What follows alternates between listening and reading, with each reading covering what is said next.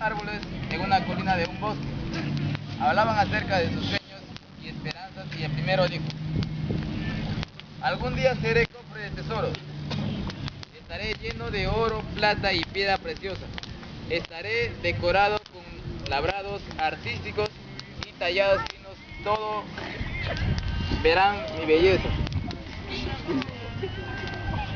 El segundo árbol dijo: algún día seré una poderosa embarcación. Llevaré a los más grandes reyes y reinas a través de los océanos e iré a todos los rincones del mundo. Todos se sentirán seguros por mi fortaleza y mi poderoso casco. Finalmente el tercer árbol dijo: yo quiero crecer para ser el más recto y grande de todos los árboles en el bosque. La gente me verá en la cima de la colina, mirará mis poderosas ramas y posarán en el Dios de los cielos. Y cuán cerca estoy de alcanzarlo, seré el más grande árbol de todos los tiempos y la gente siempre me recordará.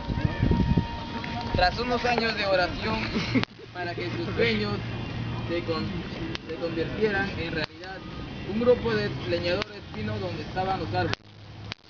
Cuando uno vio al primer árbol dijo: este parece un árbol fuerte. Creo que podría vender su madera a un carpintero. Y comenzó a cortarlo.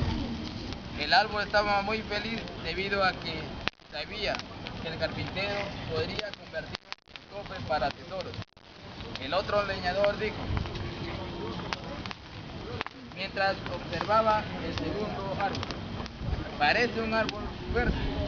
Creo que le podré vender al carpintero del puerto.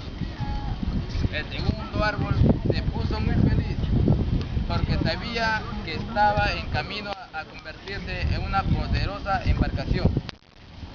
El último leñador se acercó al tercer árbol, muy asustado, pues sabía que si lo cortaba, su sueño nunca se volvería realidad.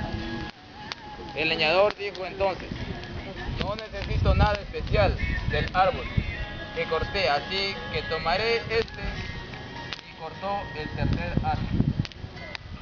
Cuando el primer árbol llegó donde el carpintero, fue convertido en un cajón de comida para animales y fue puesto en un pesebre llenado con paja. Se sintió muy mal, pues esto no era por lo que tanto había orado. El segundo árbol fue cortado y convertido en una pequeña balsa.